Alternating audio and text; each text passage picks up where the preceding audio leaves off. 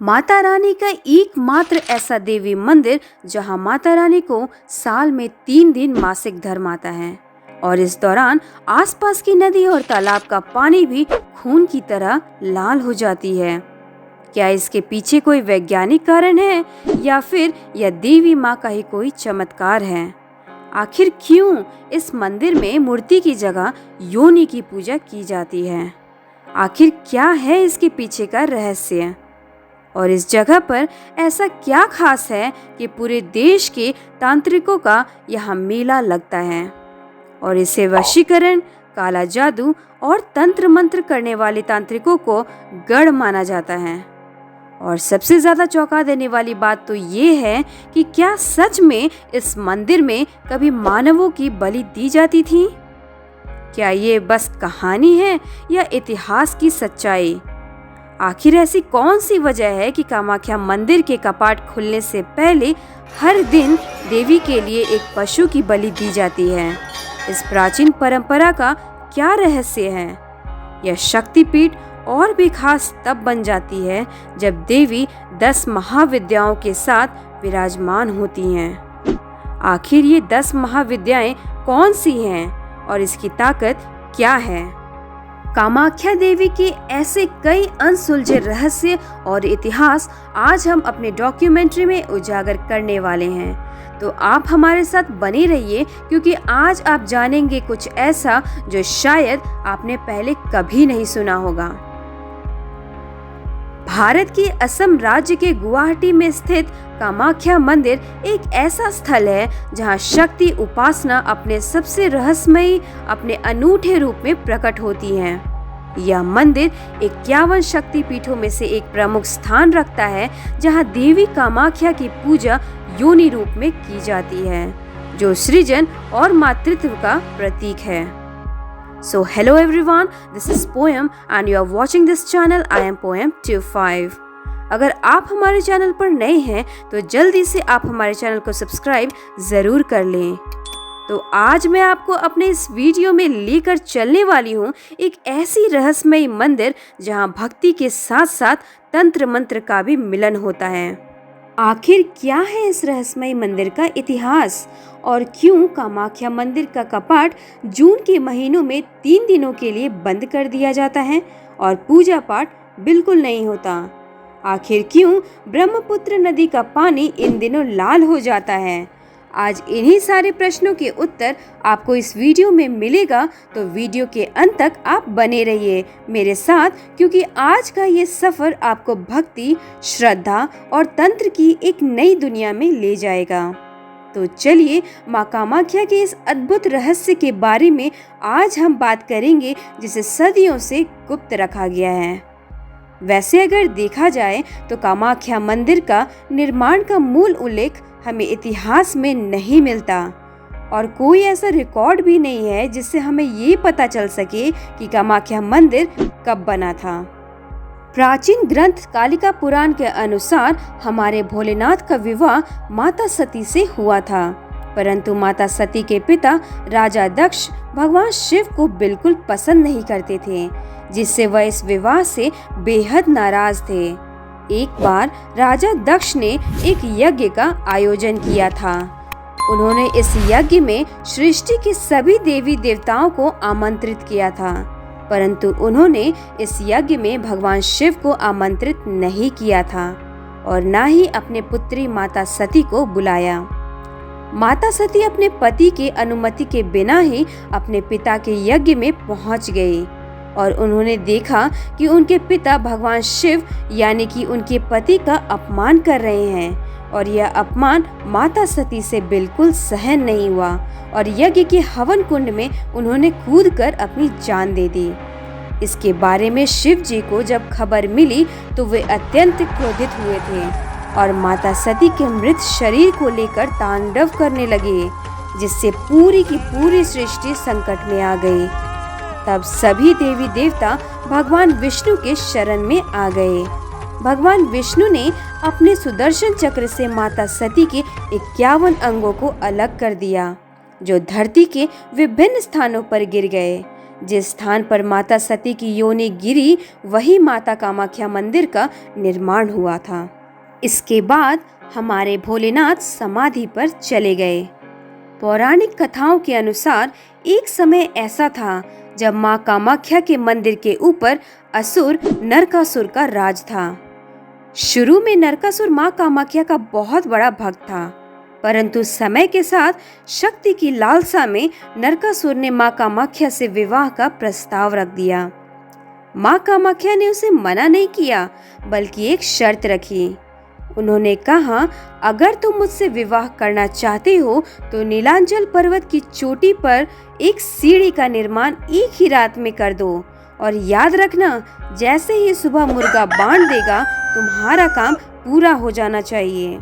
नरकासुर ने यह चुनौती स्वीकार कर ली और उसकी सेना ने रातों रात सीढ़ी बनाना शुरू कर दिया। वे लोग अपना काम खत्म करने के लिए बेहद करीब थे, लेकिन माँ कामाख्या को आभास हो गया कि वह अपना लक्ष्य पूरा करने वाला है। इसलिए उन्होंने अपनी शक्ति से मुर्गे को जल्दी बांध देने के लिए प्रेरित किया। दूसरी तरफ मुर्गे की आवाज सुनते ही नरकासुर को लगा कि वह असफल हो गया, इसलिए वह अधूरी सीढ़ी छोड़कर अपने महल लौट गया। थोड़े ही देर बाद नरकासुर को एहसास हुआ कि माँ कामाख्या ने नरकासुर को चतुराई से धोखा दिया है। क्रोधित नरकासुर ने माँ कामाख्या की भक्ति का मार्ग बंद करने के लिए ठान ली। गुस्से में आकर उसने उस मुर्गे की बलि दे दी और इस सीढ़ी को वहीं आधा अधूरा ही छोड़ दिया।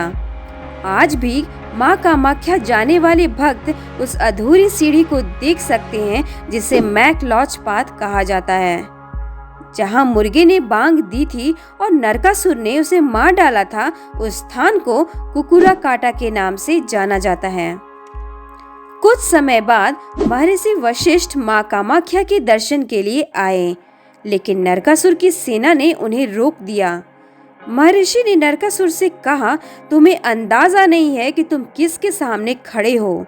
लेकिन नरकासुर ने माँ कामाख्या की भक्ति को बाधित करने का अपना निर्णय बिल्कुल भी नहीं बदला। तब महर्षि वशिष्ठ ने नरकासुर को श्राप दिया कि उसका वध भगवान विष्णु की अवतार द्वारा ही होगा और माँ कामाख्या हमेशा के लिए इस क्षेत्र को छोड़कर चली जाएंगी। नरकासुर ने जब भागकर माँ कामाख्या के मंदिर में देखा तो माँ की योनि पीठ अदृश्य हो चुकी थी। महर्षि वशिष्ठ के श्राप के अनुसार माँ कामाख्या इस क्षेत्र को हमेशा के लिए छोड़ गई थी। नरकासुर के वध के बाद माँ कामाख्या को वापस बुलाने के लिए महर्षि वशिष्ठ को फिर से बुलाया गया। महर्षि ने कहा, अब माँ कामाख्या की कृपा प्राप्त करने के लिए यहाँ केवल वामाचार पद्धति अपनाई जाएंगी।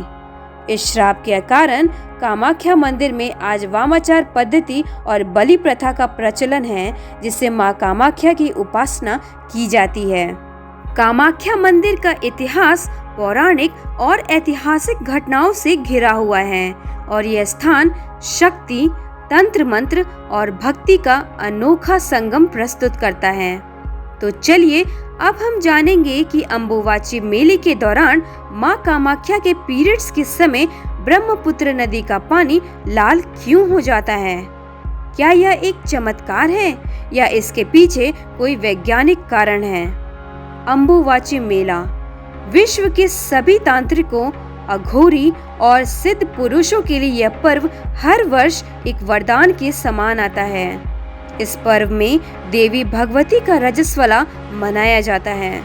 पौराणिक शास्त्रों के अनुसार सतयुग में यह पर्व 16 वर्षों में एक बार, द्वापर युग में 12 वर्षों में एक बार, त्रेता युग में 7 वर्षों में एक बार और कलयुग में प्रत्येक वर्ष मनाया जाता है। अंबुबाची मेला कामाख्या मंदिर का सबसे महत्वपूर्ण और विशेष पर्व है। यह पर्व हर साल जून के महीने में मनाया जाता है। यह मेला देवी माँ के मासिक धर्म का प्रतीक है, जिसे देवी के सृजनात्मक और प्रजनन शक्ति के रूप में माना जाता है। धार्मिक मान्यताओं के अनुसार इस समय देवी माँ रजस्वला होती हैं और मंदिर के गर्भगृह को 3 दिनों के लिए बंद कर दिया जाता है। इस अवधि में मंदिर में किसी भी प्रकार की पूजा पाठ नहीं होती और मंदिर के कपाट बंद रहते हैं। इस अवधि के दौरान मंदिर के भीतर जमीन पर एक सफेद कपड़ा बिछा दिया जाता है और मंदिर के कपाट भक्तों के लिए बंद कर दिए जाते हैं। 3 दिन बाद जब कपाट को फिर से खोला जाता है तो कहा जाता है कि वो सफेद कपड़ा पूरी तरह लाल और गीला हो चुका होता है और इसी कपड़े को अम्बुवाची वस्त्र या रक्त वस्त्र कहा जाता है। इसी वस्त्र के छोटे छोटे टुकड़े भक्तों को प्रसाद के रूप में दिए जाते हैं। लोग इसे अपने घर के पूजा स्थल पर आदर पूर्वक रखते हैं, लेकिन यहाँ सबसे बड़ा सवाल तो ये उठता है कि पूरे साल भक्त लोग यहाँ आते रहते हैं, परंतु इन 3 दिनों में उनकी संख्या हजारों से बढ़कर लाखों तक क्यों पहुँच जाती है? अकॉर्डिंग टू साइंटिस्ट्स, असम के पानी में लौह तत्व की मात्रा अधिक होती है, जिससे पानी का रंग हल्का लाल दिखाई देता है और यही लौह तत्व ब्रह्मपुत्र के पानी में भी पाए जाते हैं। सेकेंड रीजन ये भी हो सकता है कि नीलांचल पर्वत की संरचना। नीलांचल पर्वत सिनेबार यानी कि मर्क्यूरी सल्फाइड से बना हुआ है। सिनेबार का रंग गहरा लाल होता है और मॉनसून के दौरान जब ब्रह्मपुत्र का वाटर लेवल बढ़ता है तो नदी के तल में स्थित या सिनेबार के कण ऊपर आ जाते हैं, जिससे पानी का रंग लाल हो जाता है। लेकिन फिर मन में सवाल ये भी आता है कि अगर ये प्राकृतिक नियमों के कारण होता है तो फिर यह घटना केवल अम्बुवाची के मेले में 3 दिनों में ही क्यों घटित होता है? असम में मॉनसून का आगमन अम्बुवाची से पहले हो चुका होता है, लेकिन ब्रह्मपुत्र का जल लाल केवल इन्हीं तिथियों पर क्यों होता है? क्या यह देवी माँ का चमत्कार है या फिर विज्ञान के लिए आज भी यह एक मिस्ट्री है? अम्बुवाची के 3 दिनों के दौरान असम के कामाख्या मंदिर में तंत्र साधना का विशेष महत्व होता है। इन दिनों मंदिर में तंत्र मंत्र, काला जादू और वशीकरण से मुक्ति जैसी प्रक्रियाएं बड़ी मात्रा में की जाती हैं। यहाँ देवी को प्रसन्न करने के लिए मुख्य रूप से नर बकरों, भैंसों और कबूतरों की बलि दी जाती है। इस अनुष्ठान के कारण मंदिर परिसर में हर ओर लाल रंग का दृश्य दिखाई देता है। यहाँ का एक और अद्भुत रहस्य ये है कि मंदिर के गर्भगृह में स्थित योनि आकार से हर समय पानी का बहाव होता रहता है। आज तक इस जल स्रोत का कोई साइंटिफिक रीजन नहीं मिला है, लेकिन इसे देवी का कृपा का प्रतीक माना जाता है। भक्तगण इस पानी को प्रसाद के रूप में ग्रहण करते हैं और इसे पवित्र भी मानते हैं।